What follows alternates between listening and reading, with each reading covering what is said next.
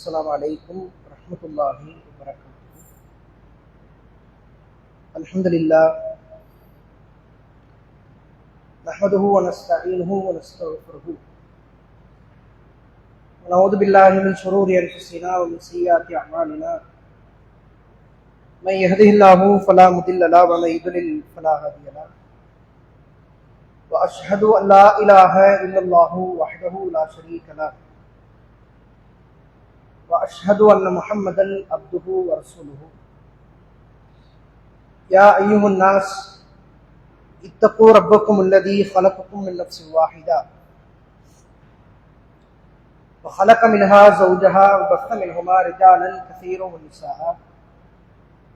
واتقوا الله الذي تساءلون به والأرحام إن الله كان عليكم رقيبا. يا أيها الذين آمنوا اتقوا الله حق تقاته ولا تموتن إلا وأنتم مسلمون. يا أيها الذين آمنوا اتقوا الله وقولوا قولا سديدا يصلح لكم أعمالكم ويغفر لكم ذنوبكم ومن يطع الله ورسوله فقد فاز فوزا عظيما. எல்லாம் அல்லாஹ்வின் நல்லடியார்களே, அல்லாஹுடைய அன்பும் அருளும் அவனது சாந்தியும் சமாதானமும் இறுதி தூதரான நபி ஸல்லல்லாஹு அலைஹி வஸல்லம் அவர்கள் மீதும் அவர்களை பின்பற்றி வாழ்ந்து மரணித்த உத்தம சத்திய சஹாபாக்கள் மீதும் சஹாபிய பெண்மணிகள் மீதும் தாபீன்கள் மீதும் தபால் தாபீன்கள் மீதும் மார்க்கத்திற்காக தன் வாழ்நாளை அர்ப்பணித்த அத்துணை இமாம்கள் மீதும் குறிப்பாக புனித மிகுந்த ஜும்மாவுடைய நாளில் அதனுடைய முழு நன்மையும் எதிர்பார்த்து முன்கூட்டியே வந்து அமர்ந்திருக்கும் நம் அனைவர்கள் மீதும் உண்டாகட்டுமாக. எல்லாம் அல்ல அல்லாஹுவின் நல்லடியார்களே, திருமறை குர்ஆனில் அல்லாஹு தஆலா பல்வேறு வரலாற்று நிகழ்வுகள் மூலமாக நம்முடைய சமுதாய மக்களுக்கு நிறைய படிப்பினைகளை இறைவன் சொல்லி காட்டியிருக்கிறார். குர்ஆனில் பயன்படுத்தப்பட்ட வரலாறுகள், அந்த வரலாறு தொடர்புடைய செய்திகள் என்பது ஏதோ வெறுமனே கதைக்கு சுவாரஸ்யத்தை கூட்டுவதற்காக, ரசனையை கூட்டுவதற்காக அல்ல. மாறாக குர்ஆனில் குறிப்பிடப்பட்டிருக்கிற ஒவ்வொரு வரலாற்று நிகழ்வுகள், இந்த வரலாறுகளில் வரக்கூடிய நபர்கள், அது சார்ந்த பல்வேறு செய்திகள் எல்லாமே ஏதோ ஒரு வகையில் நம் வாழ்நாளில் பல்வேறு படிப்பினைகளை பெற்றுத் தருகிறது. இப்படி குர்ஆனில் ஒரு ஓரஞ்சரமாக சொல்லப்பட்ட ஒரு செய்தி, சுலைமான் அலைஹிஸ்ஸலாம், தாவூத் அலைஹிஸ்ஸலாமுடைய வரலாறு திருமறை குர்ஆனில் பல்வேறு இடங்களில் அல்லாஹ் பதிவு செய்திருக்கிறான். இப்படி சுலைமான் அலைஹிஸ்ஸலாமுடைய வரலாற்றை அல்லாஹ் தஆலா சொல்லும் போது இந்த வரலாற்று நிகழ்வில் ஒரு லாஜிக் படி யோசிச்சு பார்த்தா இது சம்பந்தமே இல்லாத செய்தி மாதிரி இருக்கும். ஆனா உண்மையிலேயே பெருங்கொண்ட படிப்பினையை அல்லாஹ் அதில் வைத்திருப்பான். உதாரணமா சுலைமான் அலைஹிஸ்ஸலாமுடைய படை திரண்டு கொண்டு வருகிறது. சுலைமான் அலைஹிஸ்ஸலாம் அதற்கு தலைமை தாங்கி வருகிறார்கள். இந்த நிகழ்வு அல்லாஹ் பதிவு செய்யறான். ஒரு வரலாற்று நிகழ்வுனா என்னென்ன தேவை, எவ்வளவு பேரு படை திரண்டாங்கன்னு தேவை, போர் எப்படி இருந்துச்சுங்கிறது வரலாற்று நிகழ்வுக்கு தேவை, போர் தளபதி சுலைமான் எப்படி போர் செஞ்சார் அப்படிங்கிறது வரலாற்று நிகழ்வுக்கு தேவையான செய்தி. ஆனா அல்லாஹ் அதுல பதிவு செய்யற வார்த்தையை பாருங்க, சுலைமான் அலைஹிஸ்ஸலாம் அவர்களும் அவருடைய படையும் வந்து கொண்டிருந்தது. ஹத்தா இதா அத்தௌ அலா வாதின் நம்மல், எறும்பு புத்துக்கு அருகில் அவருடைய படை நெருங்கி கொண்டிருந்தது. காலத் நம்மளுக்கு, எறும்பு புத்திலிருந்து ஒரு எறும்பு பேசினதா அல்லாஹ் பதிவு செய்யறான். சுலைமானுடைய படை என்ன செஞ்சிச்சு, எப்படி போர் இருந்துச்சு சொன்னா வரலாறு சார்ந்தது. எறும்பு பத்தி அல்லாஹ் ஏன் சொல்லணும்? உலகத்துல எத்தனையோ உயிரினங்கள் அந்த நேரத்தில் இருந்திருக்கலாம், பாதிப்புக்கு உண்டாகிற தகுதி பெற்ற உயிரினங்கள் நிறைய இருந்திருக்கலாம். ஆனா அல்லாஹ் தஆலா ஏன் எறும்பு பேசிய வார்த்தையை பதிவு செய்கிறான்? அதனுடைய நோக்கம் என்ன, அர்த்தம் என்ன, படிப்பினை என்ன? அல்லாஹ் குர்ஆன்ல சொல்றான், ஒரு எறும்பு எந்திரிச்சு பேசிச்சான். மக்களை எல்லாம் அவங்க எறும்பு கூட்டத்தை பார்த்து சொல்லுது, யா ஐயத்துஹன் நம்மல், எறும்பு கூட்டமே, ஒரு எறும்பு சொல்லுது, எறும்பு கூட்டமே, உதுகுலு மசாக்கினக்கும், நீங்க எல்லாம் உங்க வீடுகளுக்குள்ள போய் பத்திரமாக இருங்கள். லா யஹ்திமன்னக்கும் சுலைமானும் ஜுலூது, சுலைமானும் அவருடைய படையும் அவரையே அறியாமல் உங்களை மிதித்து விடக்கூடும், சேஃப்டியா இருந்துக்கிறங்க அப்படின்னு ஒரு எறும்பு சொன்னதாக அல்லாஹ் திருமறை குர்ஆனில் பதிவு செய்கிறார். இதுல நிறைய படிப்பினை உண்டு. ஆகச்சிறந்த ஒரு படிப்பினை, தலையாய ஒரு படிப்பினை அப்படிங்கிறது, ஒரு எறும்புக்கு அந்த செய்தி தெரிந்திருந்தாலும் கூட நம்முடைய சமுதாய மக்களுக்கான பாதிப்பு அது. அழிந்த எல்லாரும் அழிஞ்சிருவோம், நம்ம மட்டும் தப்பிச்சு வேற ஒரு பாதிப்பு இல்லாத இடத்துக்கு ஓடி இருக்கலாம். ஆனா நம்முடைய படை அழிந்து விட்டது என்றால் நாமும் அழிந்ததாகத்தான் அர்த்தம். எப்படி காப்பாற்ற முடியாது? என் உயிர் மட்டும் மிச்சமாக இருக்கும், என் சமுதாயம் அழிந்துவிடும், என்னை சுற்றி இருக்கிற மக்கள் எல்லாம் அழிந்து விடுவார்கள் என்று பாதிப்புக்கு உள்ளாகிற நிலையில் யார் இருப்பார்களோ அவர்களை எச்சரித்ததாக ஒரு எறும்பு குறித்த செய்தி அல்லாஹ் தஆலா திருமறை குர்ஆனில் பதிவு செய்திருக்கிறார். நபி ஸல்லல்லாஹு அலைஹி வஸல்லம் அவர்கள் உருவாக்கிய இந்த சமுதாய கட்டமைப்பு அப்படிங்கிறது ஒரு எறும்பு புத்து மாதிரியான கட்டமைப்பு. ஏன் எறும்பு புத்தோடு ஒப்பிட்டு சொல்றோம் அப்படின்னா, என்ன ஒரு பிரச்சனையாக இருந்தாலும் அந்த புத்துக்கான பாதிப்பை ஒட்டுமொத்த எறும்புகளும் ஏற்றுக்கொள்ளும், யாருக்கும் பாதிப்பு வந்துடக்கூடாது. எறும்பினுடைய செயல்பாடுகள் எப்படி இருக்கும், ஒற்றுமையாக இருக்கும். எறும்பினுடைய எச்சரிக்கை உணர்வுகள் எப்படி இருக்கும், ஒற்றுமையாக இருக்கும். அவர்களுக்கு உண்டான சகோதரத்துவம், ஒருவருக்கு ஒருவருக்கான நேசம் எப்படி இருக்கும், ஒற்றுமையாக இருக்கும். நபி ஸல்லல்லாஹு அலைஹி வஸல்லம் அவர்கள் உருவாக்கிய சமுதாய கட்டமைப்பு அப்படிங்கிறது இது மாதிரி தான் இருந்துச்சு. நபி ஸல்லல்லாஹு அலைஹி வஸல்லம் அவர்கள் மதீனாவிற்கு வந்த நேரத்தில் நபிகளார் பெருங்கொண்ட ஒரு சமுதாயத்தை உருவாக்கினார்கள். இங்க நம்ம அப்படி ஒரு கட்டமைப்பு உருவாக்கவே முடியாது. படிப்பினை வேணா பெற்றுக் கொள்ளலாம், ஆனா அவ்வளவு ஒரு தலையாய கட்டமைப்புலாம் உருவாக்க முடியாது. இளையூருக்காரர்கள் மதீனாவுக்கு வந்திருக்கிறாங்க, யாரென்றே தெரியாதவர்கள், வந்தவர்களுக்கு நிலம் கொடுத்து, உணவு கொடுத்து, பெண் கொடுத்து, பொருளாதாரம் கொடுத்து உதவியர்கள் அன்சாரி தோழர்கள். எப்படி இப்படி உதவ முடியும்? என்னதான் உதவி செய்யறதா இருந்தாலும் ஒரு அளவுக்கு தானப்பா. தான் ஊர்ல இருக்கிறதுக்கு இடமும் கொடுத்து, அவருக்கு வேலைக்கான வாய்ப்பையும் கொடுத்து, யார் ஓடி வந்தார்களோ, ஊருக்கு வந்தார்களோ, அவர்களையே தலைமை பதவியிலும் உட்கார வைக்கிற அளவிற்கான மனம் நிறைந்தவர்கள் அன்சாரி தோழர்கள். ரசூலுல்லாஹ் அப்படி என்னதான் அறிவுரை சொல்லியிருப்பாங்க?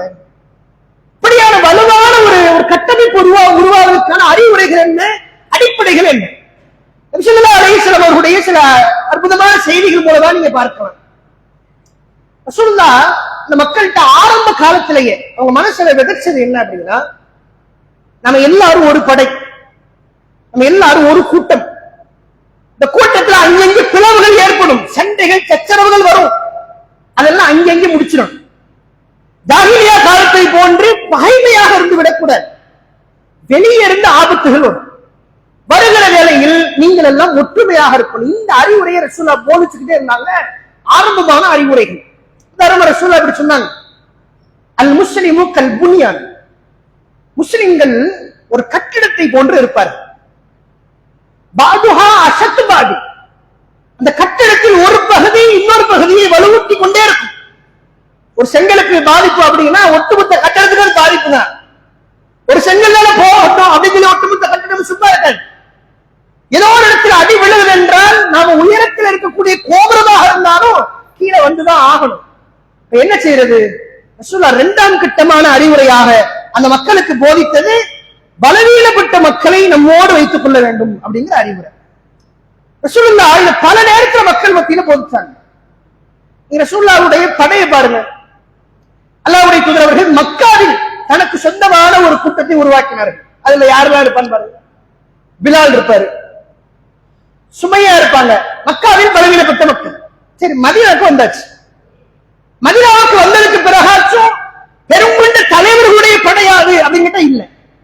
பிலால் பாங்கு சொல்லுவாரு, அப்துல்லா இப்னு உம்மி மக்தூம் ரசூலுல்லாஹோடு இருப்பாரு, அனஸ் இருப்பாரு சின்ன பிள்ளை, இப்னு அப்பாஸ் இருப்பாரு.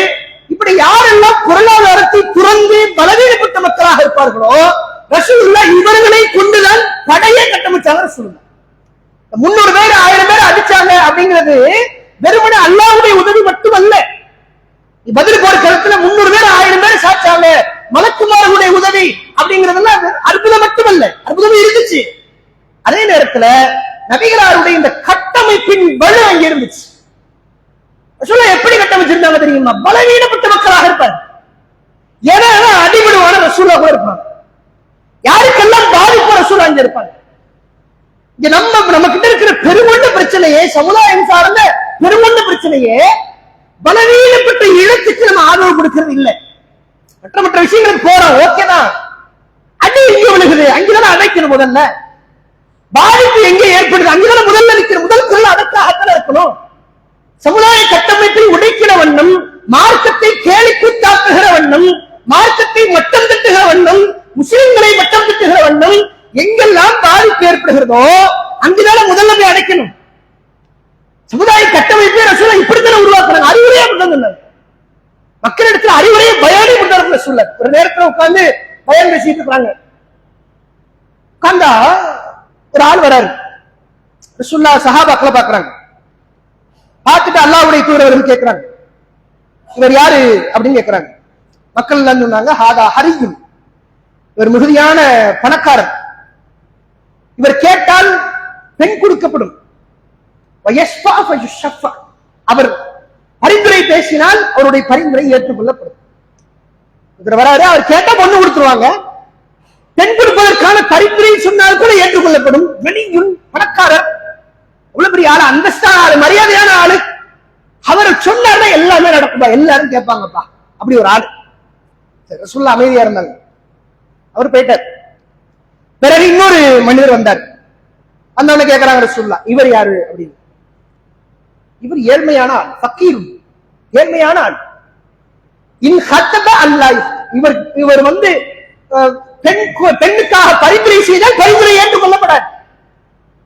இவர் எதற்காக பரிந்து பேசியால் பரிந்துரை ஏற்றுக்கொள்ள மாட்டார்கள். ஏழ்மையானவர், சமுதாயத்தில் கீழ்நிலையில் உள்ளவர், இவர் சொன்ன கேட்க மாட்டாங்க அப்படின்னு சொல்றாங்க.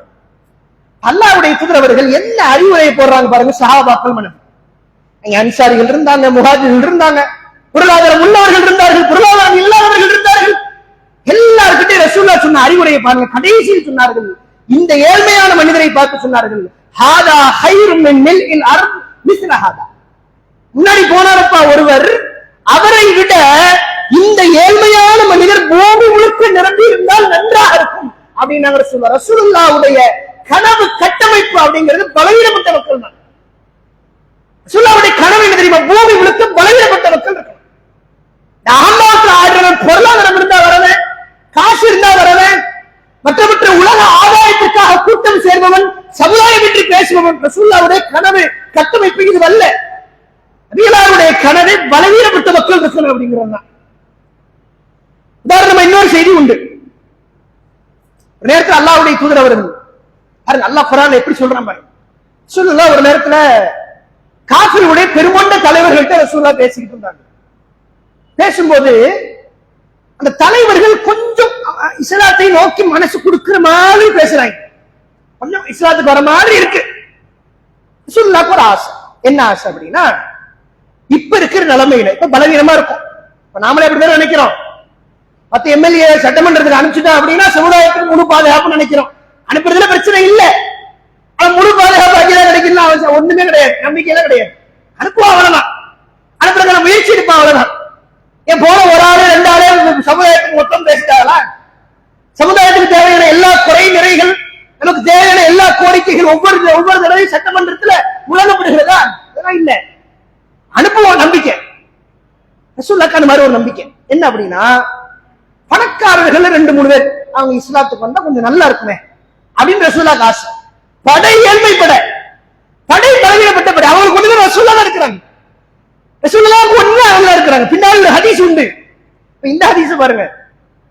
தலைவர்கள் கொஞ்சம் இஸ்லாத்தை ஏற்கிற மாதிரி இந்த காபிர்கள் பேசும்போது ரசூலுல்லாஹ் பேசிக்கிட்டு இருக்கிறாங்க. அப்படிதான் துவா செஞ்சாங்க அல்லாஹ் கிட்ட. இதோ உமர் இஸ்லாத்துக்கு வரணும்னு துவா செஞ்சாங்க. உமர் இஸ்லாத்துக்கு வந்தாரு. அது மாதிரி ரசூலுல்லாஹ் கேட்டாங்க, இவங்க இஸ்லாத்துக்கு வந்தா நல்லா இருக்கும் அப்படின்னு. அப்ப ஒரு ஓரத்துல இருந்து அப்துல்லாஹ் இப்னு உம்மி மக்தூம் வர, கண்ணு தெரியாதான், அவர் கூட இன்னும் 2 பேர். எல்லாருமே யாரு? உலகம் யார மட்டமா பார்க்குமோ அவங்க. ஆனா அவங்களுக்கு யாருதான் இருக்காங்க? ரசூலுல்லாஹ் தான் இருக்காங்க. அவங்களுக்கு உலகம்னா ரசூலுல்லாஹ் தான், அவங்களுக்கு செய்தினா ரசூலுல்லாஹ் தான், வாழ்க்கைனா ரசூல், எங்களுக்கு தூதர் தான். அப்படி வராங்க, ரசூலுல்லாஹ் நிக்கிறாங்க. அவளைய இவருக்கு கண்ணு தெரியாது. ரசூலுல்லாஹ் குரலை கேட்ட உடனே ஆர்வமா பக்கத்துல வர, யார் இருக்கிறாங்க? காபிர்களில் பெருங்கொண்ட தலைக்கட்ட இங்க இருக்கு.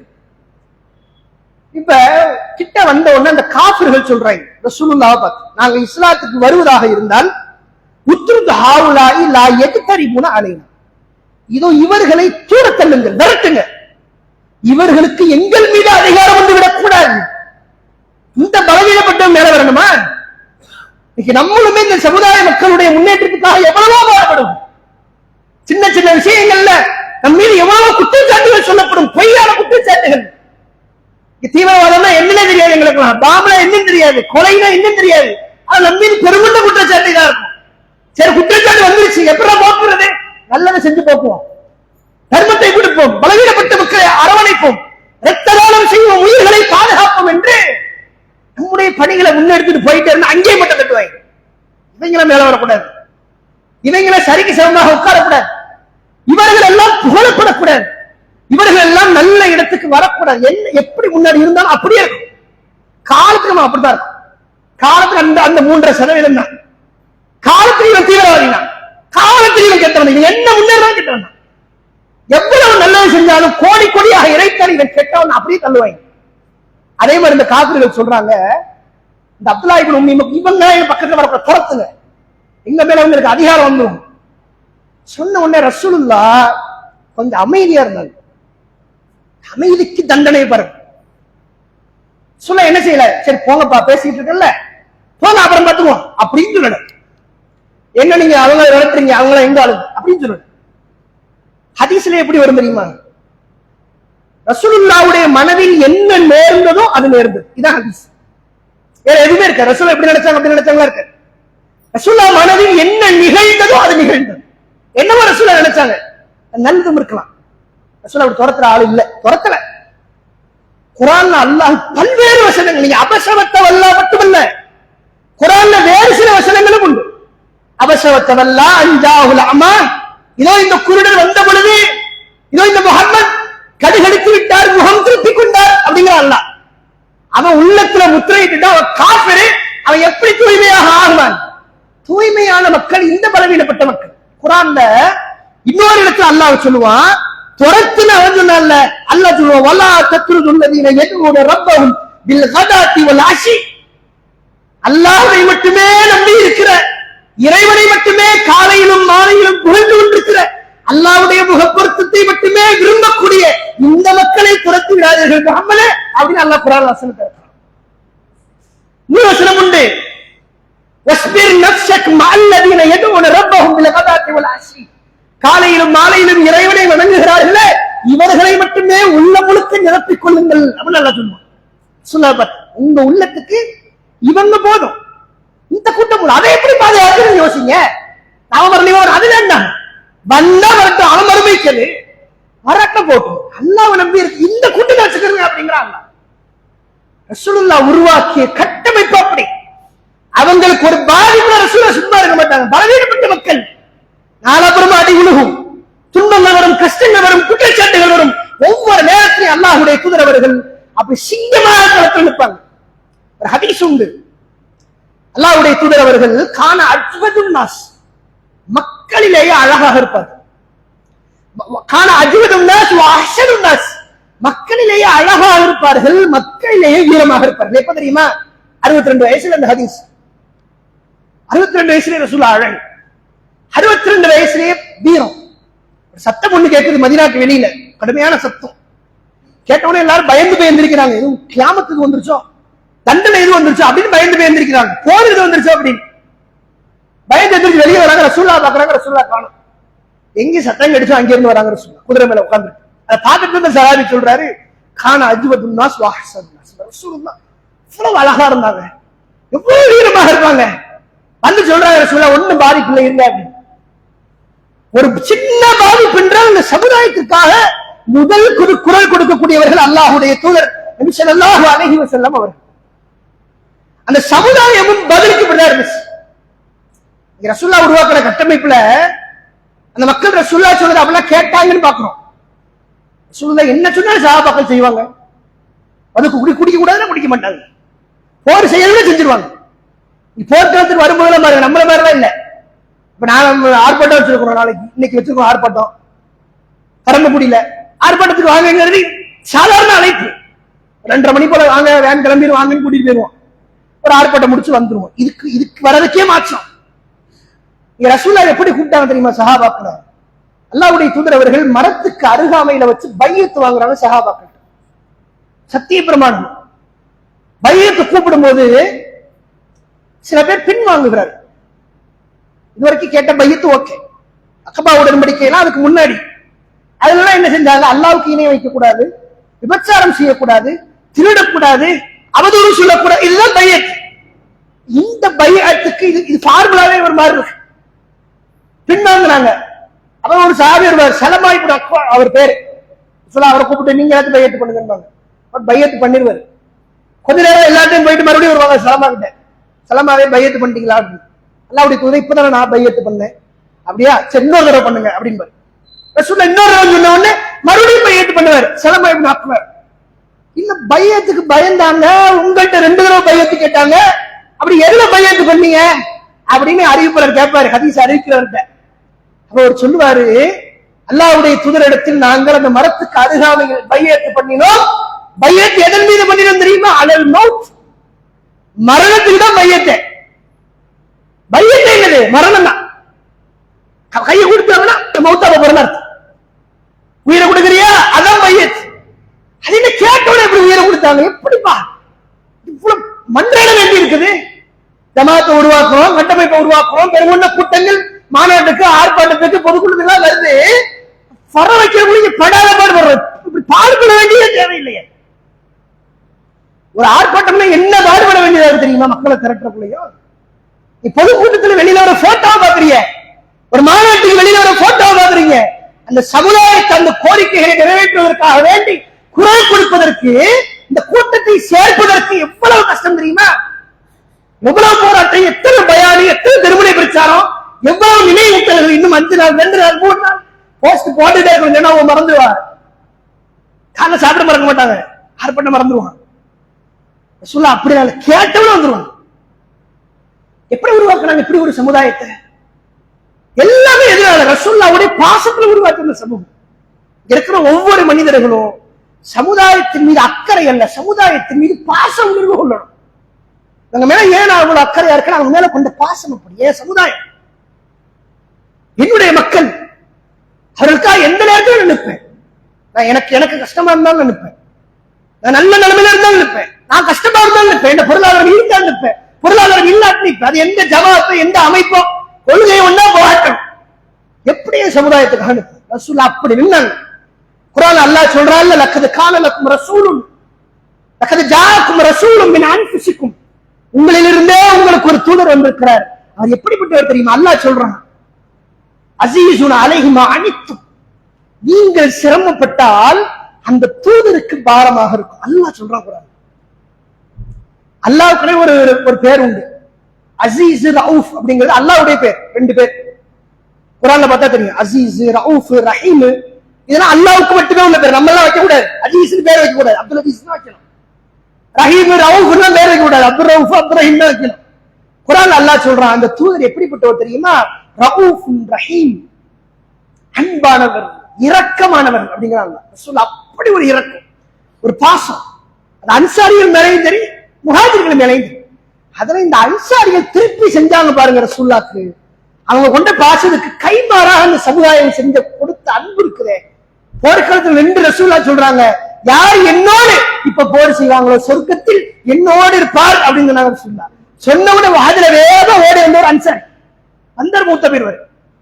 மறுபடியும் சொல்லுவாங்க ரசூலுல்லாஹ், யார் என்னோடு இப்ப போர் செய்வாங்களோ மறுபடியும் சொர்க்கத்துல என்னோடு இருப்பாங்க. இன்னொருத்தர் ஓடி வருவார் அன்சாரி. 7 தடவை ரசூலுல்லாஹ் சொல்லுவாங்க, 7 தடவையும் அன்சாரி. ரசூலுல்லாஹ் சொல்லுவாங்க, அன்சாரிகள் இப்படி வேம ஓடி வரதுல முஹாஜிர்களை மிகைத்து விட்டார்கள் அப்படின்பாங்க ரசூலுல்லாஹ். சில நேரங்கள் இந்த சமுதாயத்துக்காக எவ்வளவோ பாடுபட்டிருப்போம். வாழ் உரிமைக்காக போராடி இருப்போம், இட ஒதுக்கீடுக்காக போராடி இருப்போம், சிஏக்காக போராடி இருப்போம், என்ஆர்சிக்காக போராடி இருப்போம். போராட்டங்களுக்கு வகை வகையாக உண்டு. நம்ம சமுதாயம் காணாத போராட்டமே கிடையாது. ஒவ்வொரு சமுதாய மக்களுக்கும் ஒரே ஒரு கோரிக்கை, 30 வருஷமா ஒரு கோரிக்கைன்னு ஓடிக்கிட்டு. நமக்கு மட்டும் 6 மாசத்துக்கு ஒரு டாபிக் மாறிக்கிட்டே இருக்கு. விடுதலை வக்ஃபுக்கு ஒரு போராட்டம், ஒவ்வொரு இடத்துக்கும் சிக்கந்தர் தர்கா அப்படின்னா அங்கே அதுக்கான ஒரு போராட்டம், ஒவ்வொருக்கும் மாறிட்டே இருக்கு. இன்னைக்கு ஒரு ஆர்ப்பாட்டம். காலத்துக்கு குற்றச்சாட்டுகள் உண்டு, காலத்துக்கு போராட்டங்கள் உண்டு. எவ்வளவோ பார்த்திருப்போம். மனுஷன் தானே. சில நேரங்கள்ல என்ன ஆகும்னா,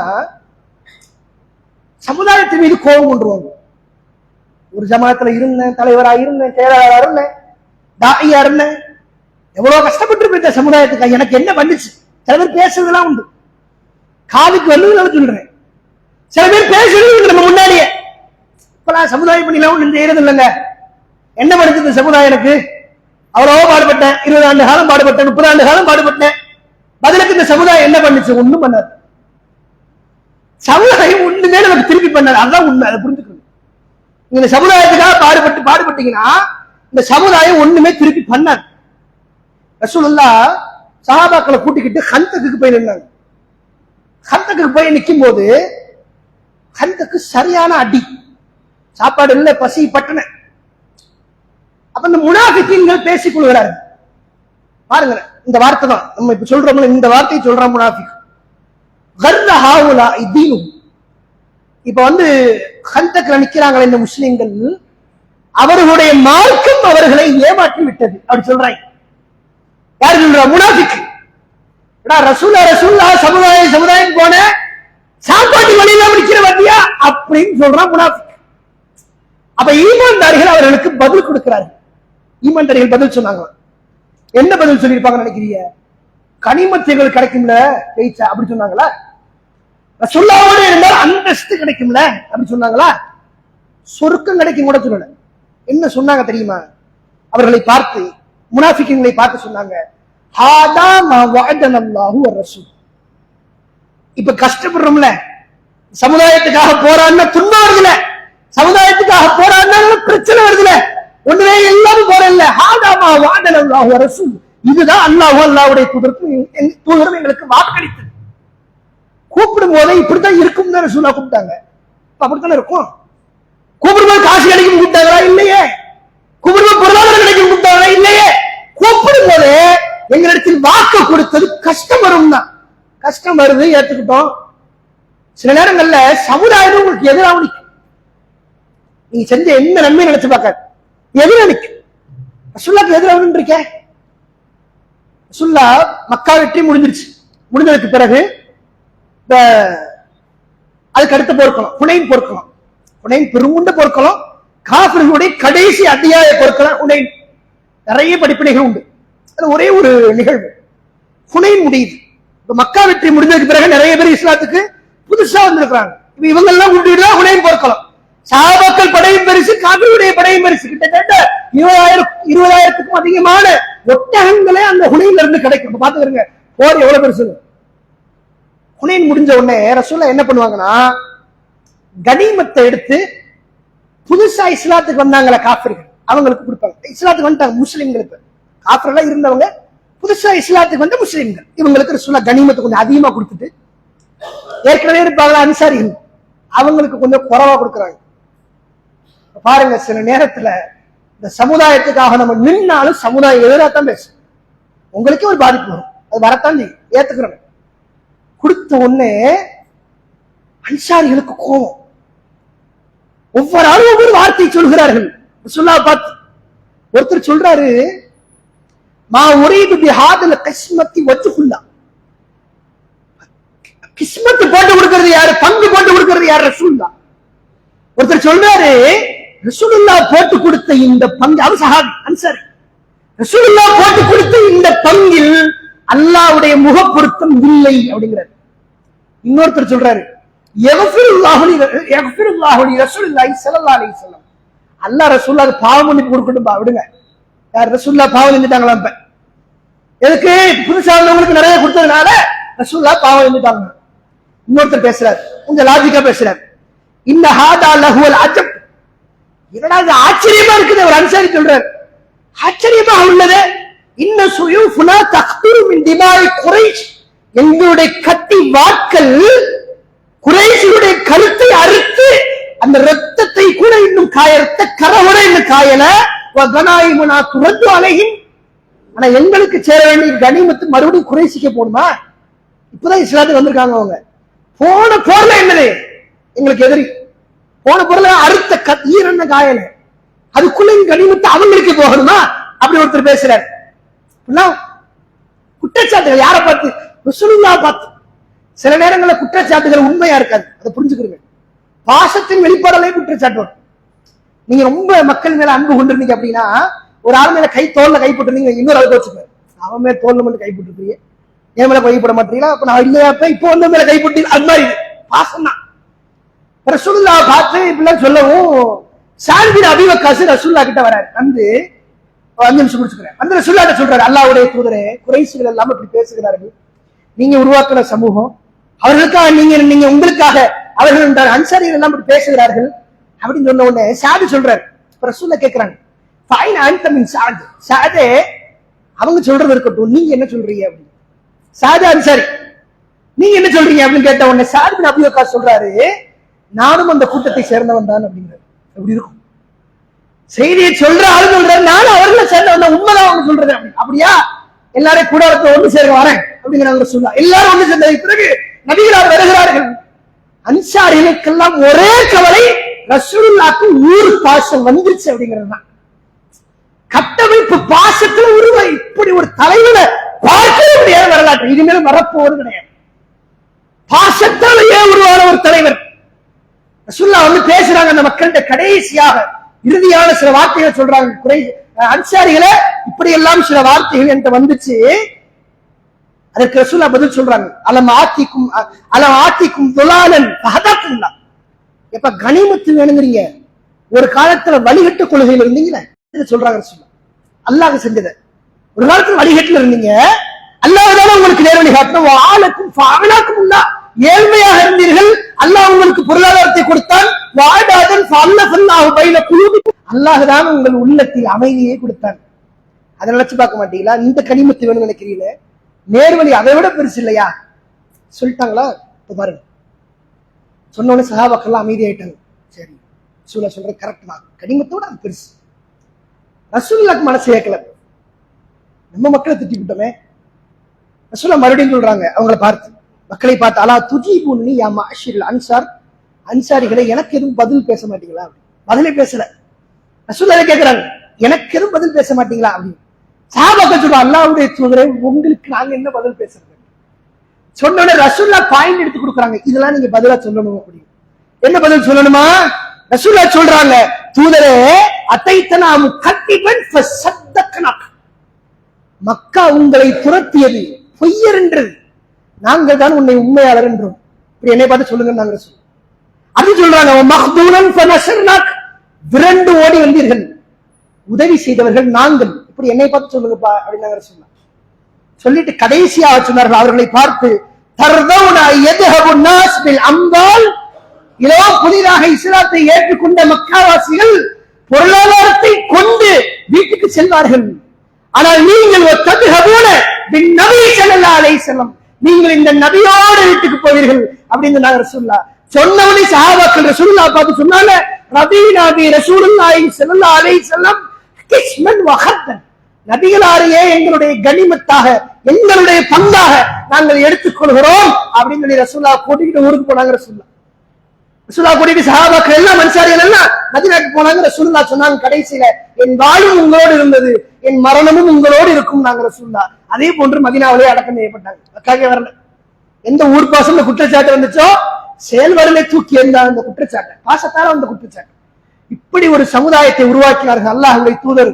பாசமும் நேசமும் அன்பும் அப்படியே ஊறி பிணைந்த ஒரு கட்டமைப்பு ரசூலுல்லாஹ்க்கும் இந்த சஹாபாக்களுக்குமான பாண்டிங் மனசுல இடம் பிடிச்சிட்டாங்க. இனிமே சொல்ற வார்த்தை மனசுக்குள்ள போறது ரொம்ப சுலபம். மனசுல இடம் பிடிச்சிட்டிய, நீங்க என்ன நீங்க தொழுவா தொழுதும் ரொம்ப செய்ய அவன் மனசுக்குள்ள நீங்க இருக்கிறீங்க. உங்களை மனசுக்குள்ள ஹீரோவை பார்த்த ஒருவன் யார் என்ன அவன் சொல்ற எல்லாத்தையும் கேட்பான். அதனாலதான் ரசூலுல்லாஹ் அப்படி ஒரு கட்டமைப்பை உருவாக்குனாங்க. இதுதான் நபிகளார் உருவாக்கிய கட்டமைப்பு. அந்த மக்களுக்கு ஒண்ணுனா ரசூலுல்லாஹ் அக்கறை உணர்வோடு, பாச உணர்வோடு, என் மக்கள் என் ரத்தம் அப்படின்னு சொல்லி துடிச்சு போய் ரசூலுல்லாஹ் நின்றாங்க. அதுக்கு மக்கள் அந்த அளவுக்கு பாசத்தை கொடுத்தார்கள். அப்படிப்பட்ட ஒரு நன்மக்களாக ரஹ்மான் உங்களை என்னையும் ஆக்கி அருள் புரிவானாக. வாஹிர் தஅவானா அல்ஹம்துலில்லாஹி ரப்பில் ஆலமீன். அஸ்ஸலாமு அலைக்கும் வரஹ்மத்துல்லாஹி வபரகாத்துஹு.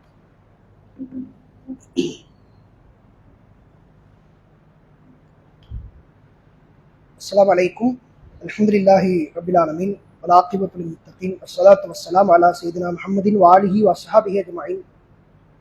எல்லாம் அல்லாஹ்வின் நல்லடியார்களே, இன்ஷா அல்லாஹ் ஒரே ஒரு சின்ன அறிவிப்போடு முடிச்சுக்கிறேன். இன்ஷா அல்லாஹ் இன்றைக்கு வெள்ளிக்கிழமை சாயந்தரம் 4 மணிக்கு கரம்பக்குடி பேருந்து நிலையம் அருகாமையில நம்ம ஆர்ப்பாட்டம் ஏற்பாடு செஞ்சிருக்கிறோம். எதுக்குங்கிறத நிறைய பேர் செய்திகளை தெரிஞ்சிருப்பீங்க, தெரியாதவங்களுக்கு ஒரு செய்தியை மட்டும் கூடுதலாக சொல்றேன். கரம்பக்குடி காவல் ஆய்வாளர் ராஜேந்திரன் அப்படின்னு ஒருத்தர் இருக்கான்.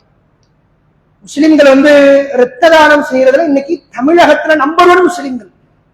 உங்களை சுத்தி நீங்க பார்க்கலாம், உங்க குடும்பத்திலேயே ஒரு 3 பேர் 4 பேர் என்ன செய்வாங்க, தொடர்ச்சியாக இரத்த தானம் செய்யறவங்களா இருப்பாங்க. தமிழ்நாடு தௌஹீத் ஜமாத்துல பெரும்பாலும் என்ன செய்யறோம், இரத்த தானங்கள் செய்யறோம் அல்லாஹ்வுக்காக. இது எய்ட்ஸ் பரப்புறதுக்காகத்தான் இரத்த தானம் செய்யறான் அப்படிங்கிற ஒரு பெரிய ஒரு குற்றச்சாட்டு. இதை கடந்து போக கூடாது. யாரோ ஒரு கிறுக்கு எங்கேயோ பேசினாலும் கடந்து போகக்கூடிய செய்தி இல்லை.